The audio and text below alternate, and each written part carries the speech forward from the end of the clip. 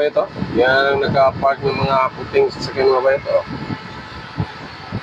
Meron din doon banda mga bayot, oh. Oh, tingnan niyo mga bayot, oh.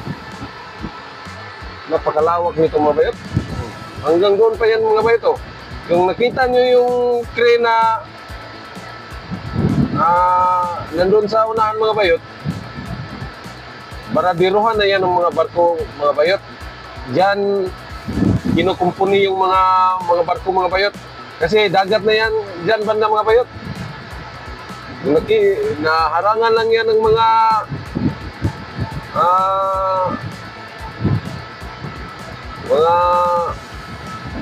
maliliit na puno mga bayot, oh. Mga bitilis yan mga bayot. Ipil-ipil, ano. Iwan ko kung anong tawag yan sa Tagalog mga bayot. Pero yan lang nakaharang dyan mga bayot. O yung may puno din ng talisay. Malaki ito mga bayot. Grabe talaga. Andito na pala yung kasama ko mga bayot. Palabas na kami mga bayot.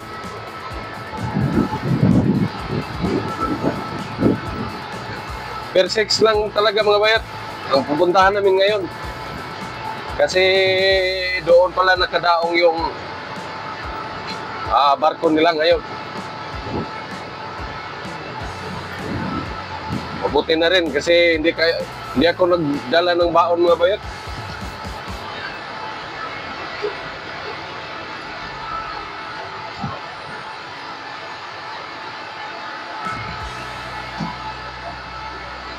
Medyo malabo na itong seed ko mga bayot. Parang bibili na ako ng bago nito mga bayot. Mura man lang ito. Tag 50. 50 lang.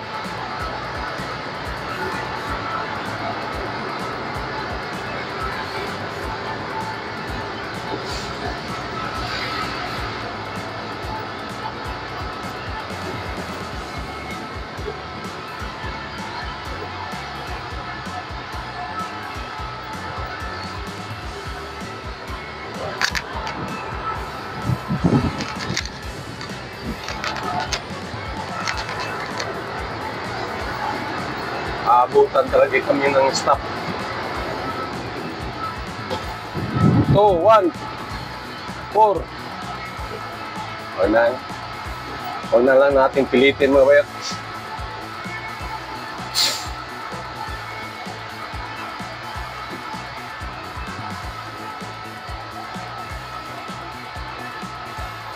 Ito palang crossing na ito mga bayot. Ito ay Uano Avenue mga bayot. Ito ay napakalaking daan ito mga bayot. 4 lanes ito mga bayot sa magkabila. Wow! Dito at sa kabila, 4 lanes. So, sobrang laki nitong daan ito mga bayot. Pinangalanan nitong Uano Avenue kasi panahon pa noon ito ni Mayor T.D. Uano mga bayot, siguro yung namatay o sa papapamba niya mga bayot, hindi ko alam. Pero parang panahon nito ni T.D. Uano mga bayot, yung mayor na namatay na. Pero yung pumalit na yung mga bayot sa tagal na ma-challenge sila sa mayor dito mga bayot, nanalo na talaga sila mga bayot. Magkapatid mga bayot. Ang lalaki, mayor, tapos yung babae, yung nakakatanda nilang kapatid, congresswoman mga bayot. Kaya ang umahawak ngayon sa gobyerno dito sa Mandawi City mga bayot, mga Uano na mga bayot. Sila na, nakabalik sila talaga mga bayot. Siguro, pag maganda yung ginawa nila sa Mandawi, matagal-tagalan siguro mga bayot, pero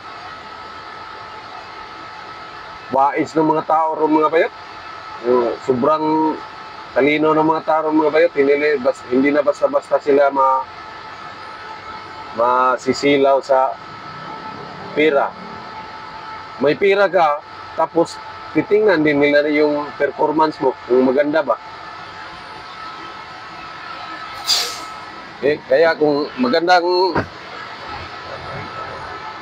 gagawin nila dito sa Mandawi mga bayot, tuloy-tuloy na sila diyan mga bayot.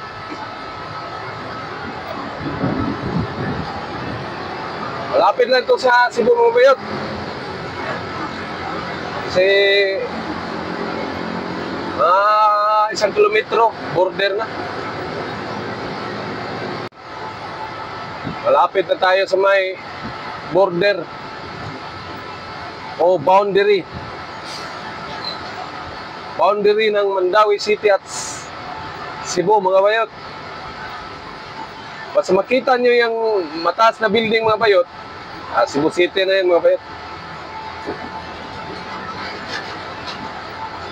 Ito na bayot. Ito ng tulay na ito lang ang naghihiwalay sa Cebu at Mandawi.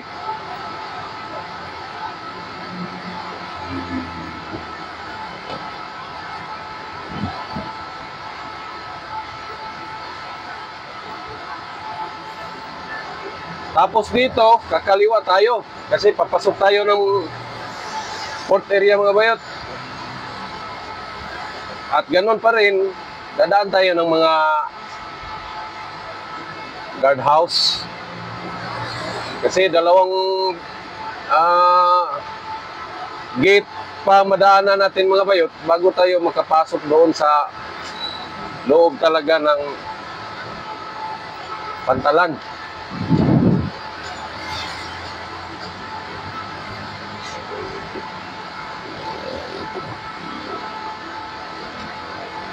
Matraffic papuntang Cebu City mga bayot to. Buti na lang dito tayo, kakaliwa tayo dito mga bayot.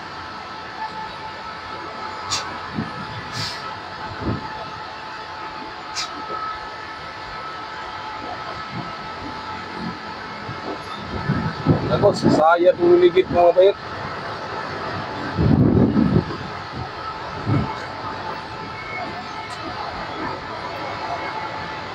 Welcome to Cebu Port Authority. Nandito na tayo sa may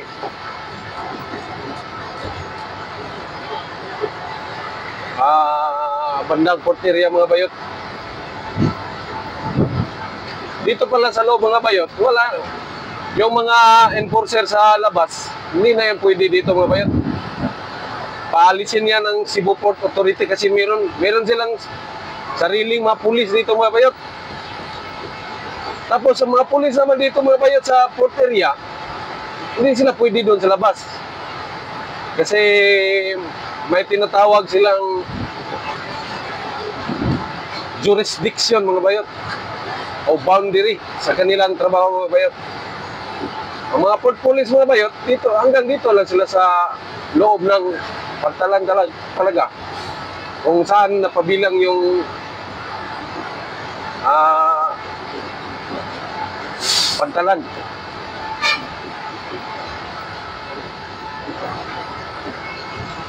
Kaliwa tayo dito mga bayot. Kasi napasok na tayo ng Pantalan.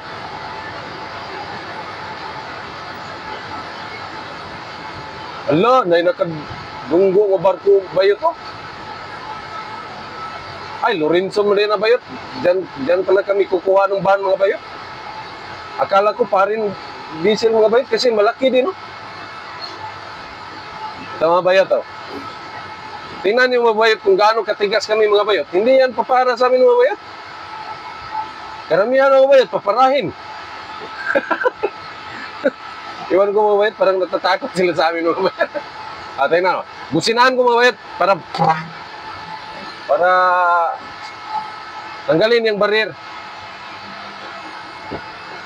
Ang iba dito mga bayot, pagpasok mga bayot, hihinga na, ang daming hihingi na mga bayot. Pero kami, wala yan mga bayot.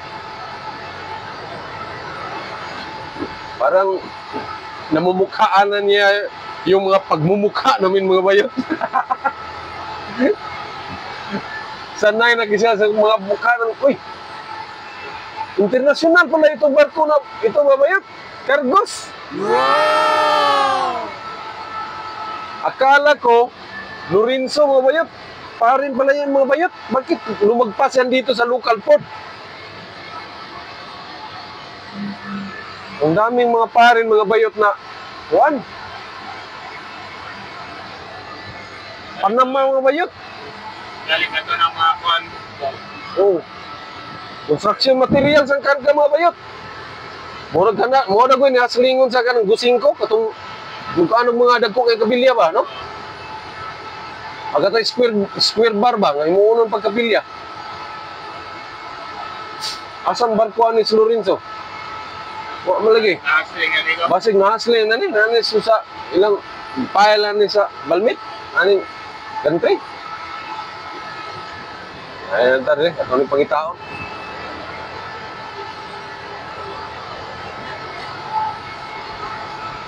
Oh, bali na din itong traffic ko na. Dili na kumuagi. Ikaw diha ka. Naragaw eh. Ay, nakita ko na mga bayot. 49. May dalawang nakaharang mga bayot.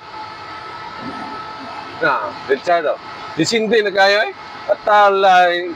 Ang gaan mini nagugwan. Ganing munggos. Oh! Anagaw. Wala, magkag-attorney lagi. Ayaw, di ma. Awa. Ha? Yan daw lupot diri. Nada, lubot ya? Pero na ako. Wala na eh. Oy, namig gantrian na no. Kuan gid din.